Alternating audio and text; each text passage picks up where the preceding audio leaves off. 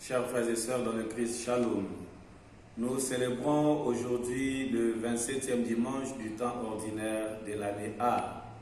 Nous voulons méditer sur les textes, spécialement sur l'évangile du jour, tiré de l'évangile de Saint Matthieu, le 21e chapitre.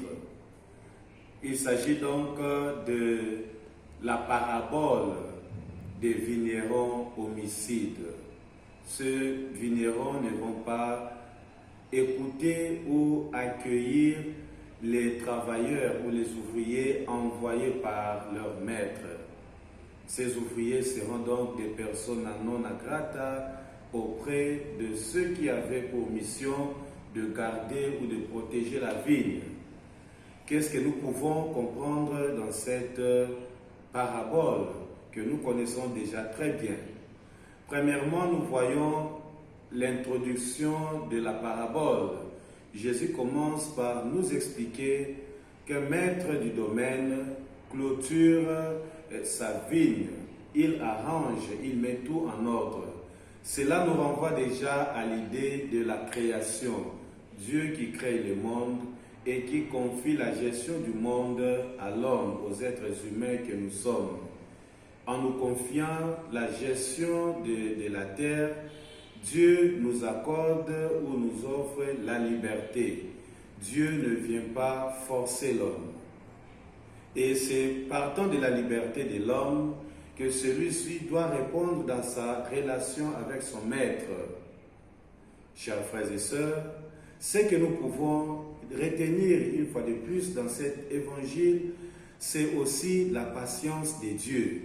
Dieu qui est patient envers l'homme. Cette patience se manifeste à travers les réactions répétées de ces ouvriers qui n'acceptent pas ceux qui ont été mandatés par les chefs. Jésus nous dit, ils ont chassé les uns, ils ont lapidé les autres, ils sont même arrivés à tuer certains. Malgré cela, le maître va encore pour la deuxième fois envoyer un autre groupe. Mais ils ont traité aussi ces derniers de la même manière. Alors finalement, le maître dit, j'envoie cette fois-ci mon enfant, mon héritier. Peut-être ils auront peur de l'héritier, ils ne le tueront pas. Malheureusement, ceux-ci vont aussi tuer l'héritier.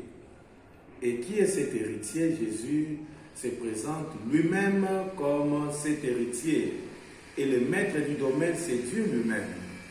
Et nous savons très bien, Jésus a été tué puisqu'il est venu pour sauver le monde.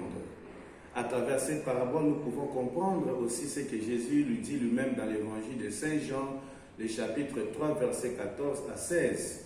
Car Dieu a tant aimé le monde qu'il nous a envoyé son propre Fils pour sauver le monde, pour guérir le monde. Malheureusement, le monde, comme Saint Jean le dit toujours, il est venu auprès des siens et les siens ne l'ont pas accueilli. C'est le sort réservé à l'héritier.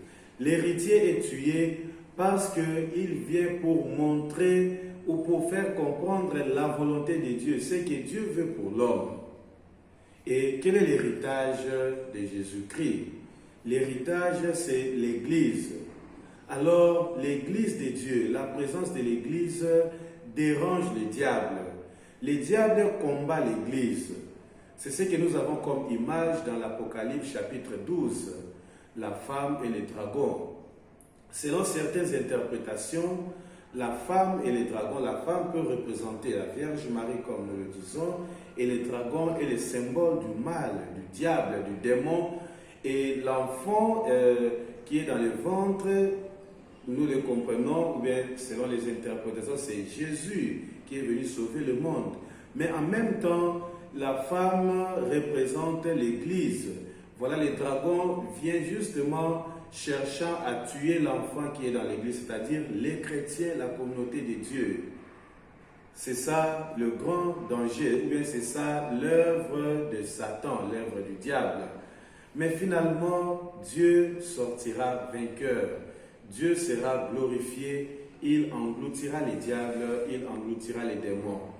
Ces ouvriers qui tuaient les prophètes ou qui ne voulaient pas accueillir les envoyés du maître peuvent être aussi assimilés aux pasteurs d'aujourd'hui, aux hommes d'aujourd'hui qui sont en train de changer le message de Dieu ou qui sont en train de détourner les enfants de Dieu à suivre réellement la voie de Dieu. Il nous arrive, nous aussi, à refuser à écouter la parole de Dieu, de ne pas suivre ce que l'Église nous demande. Alors nous sommes dans ce cadre-là comparables à ces ouvriers qui tuent les autres. Mais Dieu nous montre toujours son amour, Dieu nous montre sa patience, mais Dieu en même temps a inscrit dans nos cœurs sa loi. Et nous pouvons comprendre aussi, chers frères et sœurs, le fait de tuer les envoyés, les serviteurs de Dieu, comme une manière que nous avons dans nos cœurs à étouffer la parole de Dieu, à ne pas laisser la parole de Dieu germer ou grandir dans notre cœur. Là, c'est aussi une façon de tuer les prophètes. Et c'est une façon de rejeter la parole de Dieu. Puisque nous avons au-dedans de nous, au fond de notre cœur, l'écho de la conscience qui nous interpelle, qui nous dit toujours, qui nous stimule à faire le bien et à éviter le mal. Mais la voie du diable nous pousse ou nous conduit toujours vers le péché. Écoutons, chers frères et sœurs, l'écho ou la voix de notre conscience, car c'est cette voie qui nous conduira vers le ciel. Et comme chrétiens, nous devons lutter contre le diable qui vient pour mettre fin à l'œuvre de Dieu, qui vient pour chercher à tuer l'héritier. Et nous sommes aussi les héritiers de Dieu. Le diable vient toujours pour nous combattre, mais nous ne devons pas avoir peur, car celui qui est en nous est plus fort que celui qui est dans le monde.